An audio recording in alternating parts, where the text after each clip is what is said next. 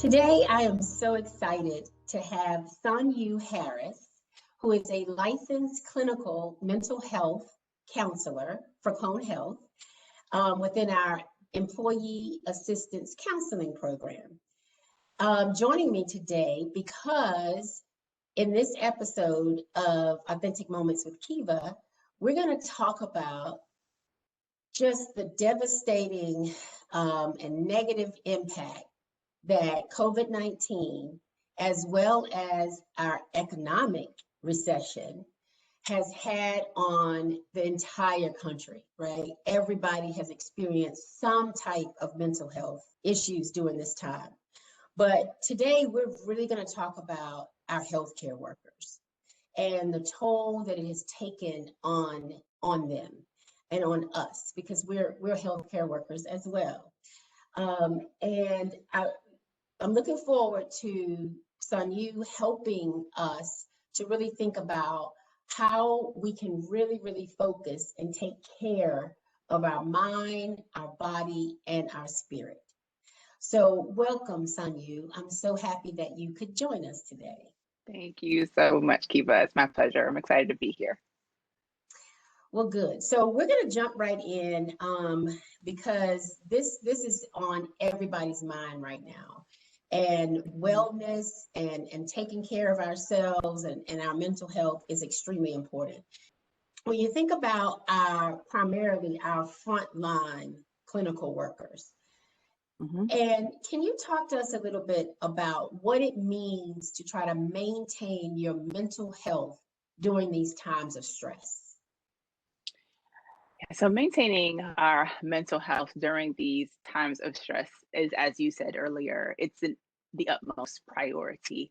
I think the challenge for every healthcare worker is the awareness that they are in need of care as well. You know, as healthcare providers, we do a really great job taking care of other people. Really great job of assessing their needs, meeting them where they are, going above and beyond, and extending ourselves to make sure that our patients, our communities, the individuals that we're connected to have what they need. And at minimal moments, do we actually acknowledge that we are in need as well? So many individuals that I speak to are not even aware of how often they say they're tired, how often they say they're exhausted. Recognize when they say they're hungry, let alone recognize when they're overwhelmed or burned out. So sometimes you can hear people say it, but what comes after that is usually a gesture or an action that's contrary to what they just said, right? You'll say, I'm so tired, right? But you don't sit down. We keep going, right? Because there's someone else that has a need that we have defined greater than ours. We say that we're hungry. We don't stop. We don't grab anything to eat because we see that somebody else's need, or we've defined that their need is greater than ours. So one of the biggest points of awareness for the healthcare worker is to actually acknowledge that they are in need and begin to position themselves to be able to facilitate that need, to be able to meet that need. That's good, because I think that we all do that, right? And just to be aware that you're doing that and you're not doing anything about it, for you to just stop in that moment and say, why am I tired? Or what am I going to do about it? Yeah. So when you think about stress and burnout, what are some of the symptoms of that? Like, everybody manages stress differently, right? And so, and some people, it shows up differently in different people. So what are some of the symptoms that you've seen that really could let a person know that they're stressed and they're burnout and they need to replenish or refuel themselves? For sure. So I think number one, when it comes to burnout, the burnout is made up of a number of different variables, but the number one that shows up is the exhaustion, the emotional exhaustion. You know, when we think about the work that we do, we're knitted together in very vulnerable situations and very intimate situations, right? When we're working with patients and we're working with clients, it's very intimate, very vulnerable, and it's stressful. We experience trauma every single day, and naturally it's going to pull from the resource that we have available, right? Whether it's our time, our energy, our willingness to listen and be present, it pulls on us. And so the exhaustion, the toll of emotional exhaustion that we experience is the number one component of burnout. Then right next to it is just experiences of depersonalization. So sometimes we don't even realize, right? And I think, you know, many of us may have been in when we've needed care and we felt like, did they even see me? Right? Did they see me? Did they actually see my physical person? Did they see that my body was connected to a spirit? That they just came in and they just did the job, right? That they're just so focused on just the mechanics of it, it became a very transactional experience that I didn't feel seen. And many of us, because we know we have so many things on our plate to do, we miss it. Sometimes we miss it. And it not intentionally, but it is a component of how we experience burnout. Sometimes we feel like we don't have all the answers, right? We don't know. And so sometimes we feel like incompetent. Maybe we have increased brain fog. Things are not connecting. We don't necessarily attribute that to burnout. A major component that we've all experienced worldwide is the impact to our social life, our social supports. COVID came in and it just pulled it out from under the rug, right? Our abilities to walk around the park, walk around the block with our neighbors, to have lunch with friends, to visit your family, to do things in community, snatched out. And so this deterioration that we experience, you know, when we don't see people in front of us, we find ourselves exhausted and overwhelmed. We don't even recognize those things are going on, but it shows up as extreme exhaustion. We're snapping at people, you know, we're increased frustrated, we're irritable. That's how it shows up. But we don't know that. And many of us don't even, we see it, but we might not even tell other people, right? We're like, okay, you were a little short there today, or you will see it in people's expressions. And we're like, what did I say? What did I do? And we weren't even aware. So those are just some of the ways that it shows up. Yeah. So when we find ourselves in those moments of exhaustion and we are snapping or short with people, and just notice that we're not ourselves, what are some of the things that we can do, right? Because a lot of times self-care, we'll put that on the back burner, right? And we won't think about that. And so something gets in the way of us taking care of ourselves. So what are some of the things that we can do to make it a priority? One of the biggest components of like self-care, or what gets in the way of self-care is how we define it. We are in this space where we kind of connect self-care with like selfishness. And because we think that it's selfish to take care of ourselves, then we're less likely to do it because we know no one wants to come across as a selfish individual. And so we find ourselves in these places where, you know, we are selfless, right? Like we're so giving of ourselves. But then when other people see that you have a need, they want to support you. And what do we say? Oh, no, I don't need it. It's okay. Don't worry about it, right? I'm so selfless. I don't need it. Or we deny that we have a need, right? That goes back to I'm hungry, but I don't eat. I'm tired. I don't sit down. So I deny that I even have a need, because if anybody were to see me resting or sitting down, they would say I'm lazy or I'm just not connected or I'm not. So it's all of these extra definitions when in all actuality, when you need rest, you need to rest. And so the way that we care for ourselves is so that we can care for other people. We live in community. And so care for me and care for you, it looks different. In the same way that when you're burned out, it looks different. So it's important that we are mindful of what is going on with us. Mental health itself has a stigma behind it, right? And so when we talk about wellness and we talk about self-care, it's like some of those things are easier to digest, not necessarily that we do it all the time, but it feels better than saying, I got to take care of my mental health, right? And so if you could kind of talk to us a little bit about the stigma around mental health and how that has impacted and the implications of that really on people Hmm. getting the care they need. Hmm. Hmm. I like how you put it that way, right? It's in our language. It's in the way Mhm. that we talk about self-care versus taking care of our mental health and well-being. But the Mhm. reality is that how we think of ourselves and how we think of others is wrapped up in the cognition. And the cognition is wrapped up in our mind, right? Our mindset.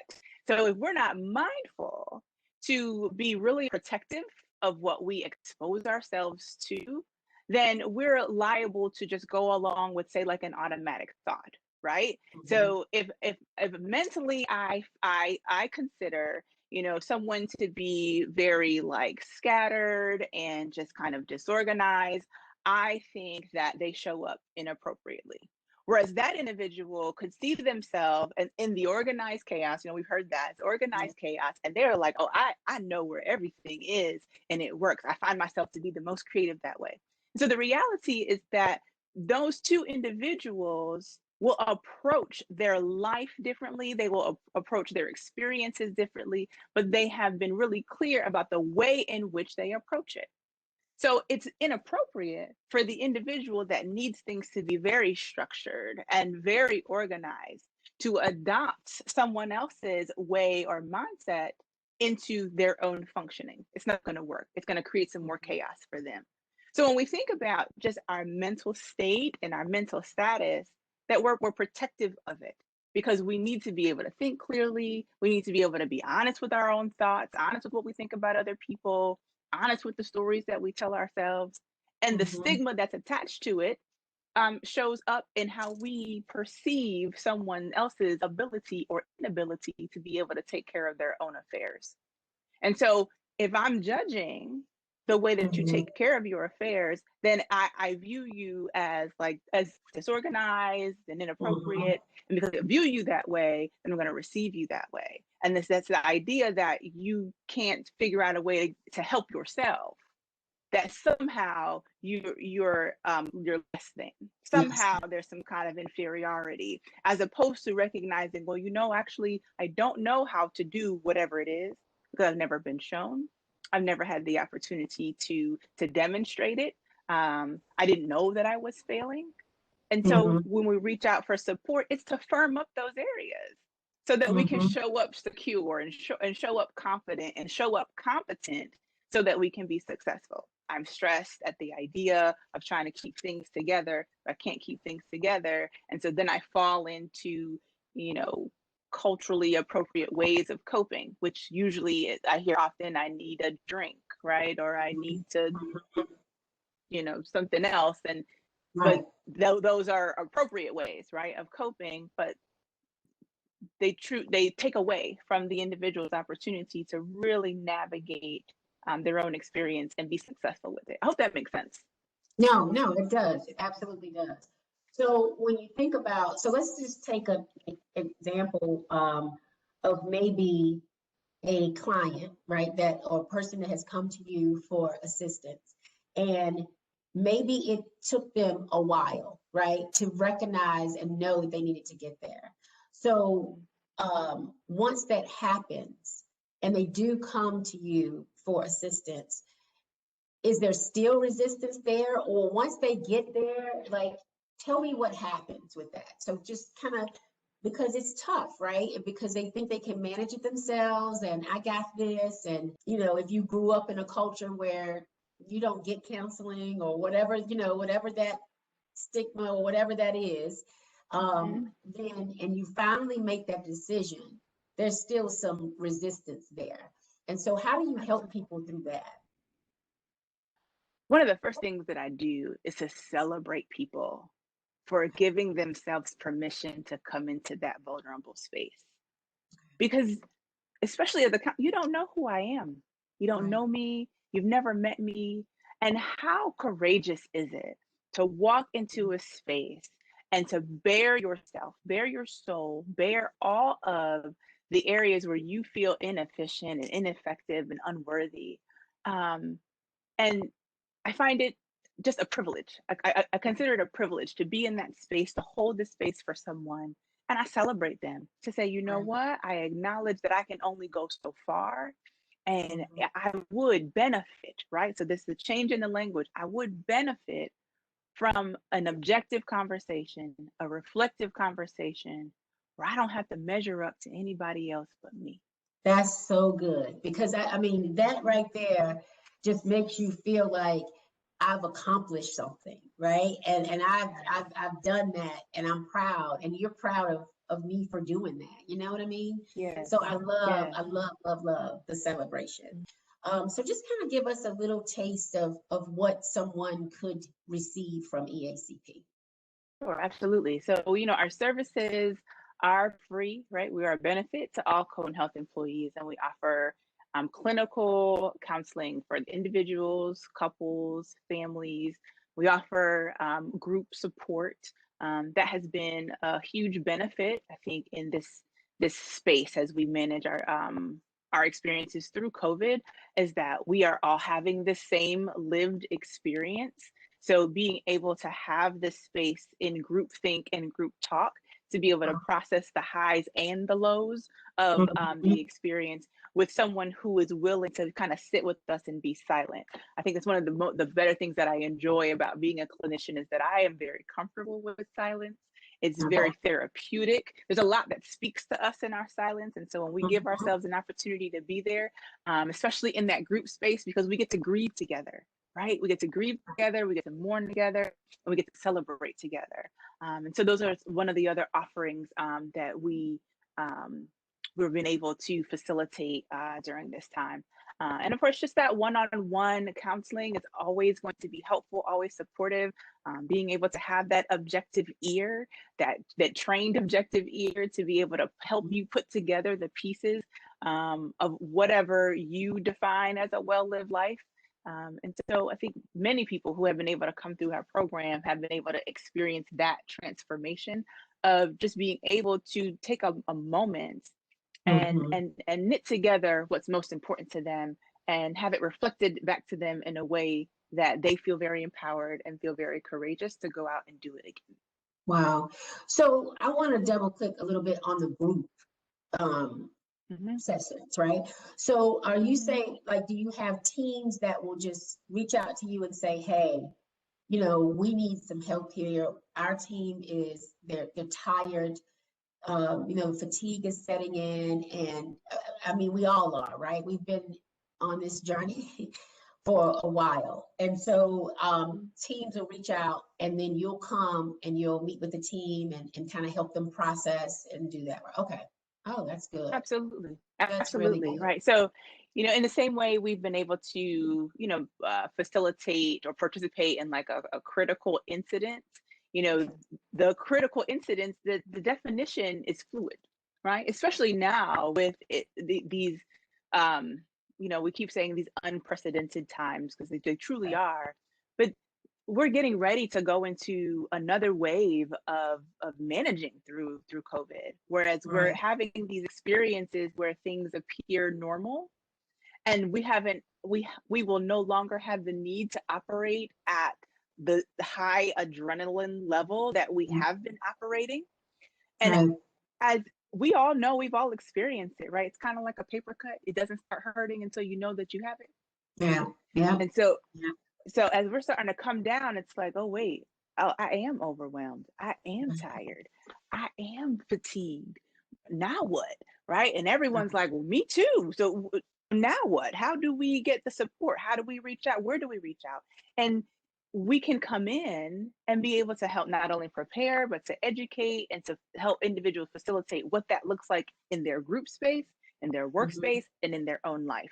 Right? Because work is not just the only part of our life. We live an integrative life experience. So if we're experiencing some discourse in our workspace, it's affecting all the other areas of our life as well. So we want to be able to just teach interventions that can be replicated in every area of our life so that we can continue to craft a well-lived life. Wow, that's good. That's good. So when we talk about getting the help we need and we talk about support and how important support is. So EACP is definitely a support for all of our employees. What other ways can people lean on the support or make sure that they have that support system there? What does that look like? And how could someone that maybe doesn't have it kind of put that in place to be helpful to them? For sure, right? So I like to think of it like your treatment team, so to speak, right? Like either you've had care, within the hospital, or you've been the one providing care. And when we discharge individuals, we discharge them with some instructions, right? It says, do these things in order to be able to have a better recovery experience. And a lot of that is being connected to a number of different resources. So as we are, mind, body, and spirit, you want to be able to check in to all of the areas of your life, right? Biopsychosocial, physical, spiritual, financial, and ensure that you have an intervention in place for those experiences, right? It's beyond the walking. It's beyond the massages. It's beyond eating a well-balanced meal, right? It is inclusive of having good conversation. It's inclusive of laughter and jokes. It's inclusive of connecting to nature, if that's your spiritual practice, or meditation, if it's prayer, or and reading sacred texts. It's inclusive of that. It's making sure that you're financially you feel secure, you feel sound, and that you're mindful to check in all of those areas of your life, because it's not just one area that we experience anxiety, right? I think about the phrase, the straw that broke the camel's back. Yep. They're all the same size, all the same size, all the same length. So if any straw in any of those areas in our life can tip us over and make us feel broken, it's mindful for us to check in on all of those areas and make sure that we're in a space where we feel like we're still in control. Yeah, I get that. That's really good. So I have a couple of lightning rod questions that I like to ask, and hopefully we can learn a little bit more about you, Sannyu, Okay. and help us at the same time. So, what is one of your favorite ways to de-stress? One of my favorite ways to de-stress is through laughter. I love a good comedy show. I love a good joke. I have small children, so I have heard just about every third grade joke there is. So, but it's a good opportunity for us to connect and to laugh. One of the observances for us in our home during COVID is the implementation of recess, right? So because I have a remote learner at home, recess looks different. And so while I'm here and they're here, it's time for recess. It pops up on the calendar. So we engage in recess. And I think about, just as adults, like, what does that look like for us? We don't necessarily have an opportunity to run out and, play on monkey bars and swings and, hopscotch. But, sometimes it's nice to get out there with the sidewalk chalk and, play a little hopscotch, or just be in the sun and just be connected to, just the world around you, just to help you to remind you that you're not here by yourself, and there's greater to do, there's more to do. So enjoy it. So we rest, we have recess, and we laugh a whole lot around here. Oh, that's good. That's good. I love the recess idea. I'm gonna have to do that. Yes. All right. So what is your ideal getaway? My ideal getaway is something that's oceanfront. Okay. Oceanfront for me is my connection to just awe and wonder. There's just something about being able to just see the ocean as far as the eye can see, and be really curious about the differences of each wave and the tide that comes in, and especially at sunset, to see like just the infinite experience of just being out there and connected to nature. It's just, to be connected to awe and wonder is one of my greatest pleasures and greatest passions. And if I can do it oceanfront in luxury accommodations, I will do that as often as possible. Yeah, let's put that, yes, absolutely. I will be right there with you. All right, so what's been the most surprising thing, in a good way, experience of the pandemic for you? The most surprising experience for me has been the break in the monotony of my day. Okay. There's something to be said, right, about just like our intergenerational workforce, and that our perspective on what work should look like and where it should happen, is a constant conversation. And until you're made to participate in it, the appreciation that you have for like a different awakening, there's almost no way to describe it. And so what has been beneficial for me, and I've observed it in some other clients, is the restorative and transformative experience of being able to just kind of dial back from the structured workspace and to define it differently. For those of us who are more introverted than extroverted, being at home has been a blessing. It has been an opportunity to not have to be overexerted and to be overwhelmed and to be very caught up in the anxiety, right? Because I've had a lot of clients who are just super anxious to go to work and super anxious to go to school and to manage all of those experiences. And then for those of us who are more extroverted than introverted, being at home has pushed our creative buttons. It's like, how can we be more creative to be able to facilitate that relational connection that we thrive off of every single day? So for me, it's been the opportunity, and I count it a blessing, to be able to be safe at home, safe at home with my little person, and to be able to continue to make space for others who are in need. Because I understand that to be a difficult challenge, to struggle to hold space for yourself, knowing that you need to be there for somebody else. Because that's our job as healthcare workers, to stand in the gap for someone else. And we're looking for someone to stand in the gap for us. But the reality is that I got to know that I need someone to stand in the gap for me and reach out and ask for it. So being home has been able to change that up for me. And it has been a beautiful experience thus far. Awesome. All right. So, and this is just, I love this question. Do you wish you could say yes or no more often? Well,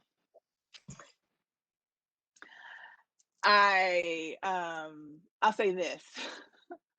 A lot of the clients that I see come see me because they need some support around learning how to say no.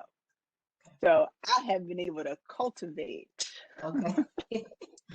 the no in many different ways, because I recognize that the no is not a no to people, right? It's a no to the experiences that derail us and cause us to feel like we're losing control. And so I would like to, I'm good where I am. I am. Like I have learned to say no and hold the space. And it's grown, right? We go from, that's right, let me think about it, to, I don't know, consider somebody else. You don't just arrive at no. Like you gotta work yourself to it. And so I have learned to be comfortable in the space of no and yes and, right? To be able to help define an experience for people, to really manage expectations, to be really aware of what I can and cannot do and will not do, as a way to protect my mind, body, and spirit, so that I can continue to be available for other people. Yeah. Awesome. So I really want to thank you. I want to thank you for your time. I want to thank you for your wisdom and your expertise. It's always a pleasure seeing you and getting to talk to you. So if you were to put, we've talked about a lot of things. We've talked about awareness, right? We've talked about the services and some of the things that we have to define for ourselves, right? What self-care looks like and what does that mean, and how language plays a big role. If you had to give one last tip, one or two, for someone that really is, they're in that space and they know something's not right, and they haven't made it over that hurdle to actually seek help, what advice would you give them? I would invite them to define a well-lived life.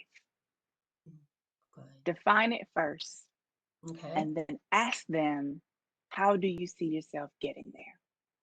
Because we got to know what we want before we can figure out how to get it, right? Because the way to go about doing whatever it is that you desire is different for everyone. Right. But if you don't know what it is, and if you don't know that you need it, then it makes it really challenging to kind of just be and exist. You'll be in that constant turmoil, right? Of telling yourself that you don't need it, telling yourself that you're fine, you know, Right. all these lies, right? We keep Right. lying to Convincing ourselves. yourself, right? Yeah. Yeah. Like let's stop. Let's slow it down. Let's be honest with ourselves. Let's check in mind, body, and spirit. Define what a truly a well-lived life looks like for you, and then chart the path forward. And along with that comes some space for disappointment, because others will be disappointed that you're no longer living a life for them, right? And we want to make sure that people are pleased, you know, with what we do. And so knowing that living our well-lived life comes with other people learning how to observe us living a well-lived life means that we got to make some space for that disappointment, be willing to engage in that conversation, as uncomfortable as it may be. And then we begin to experience just that freedom and that liberation to live our life and allow others to live their own lives. And we can do that in community. We can do that together. Live for yourself so that somebody else can live for themselves. And then we can continue to show up for each other. Well, I really, again, want to thank you, and thank you for sharing yourself with us today. And I'm certain that our viewers will get a lot of good tips and know where to go for help, and how to really, really define what that well-lived life is for them. So thank you. Thank you again. Thank you so much. Again, my pleasure. I've thoroughly enjoyed our time together.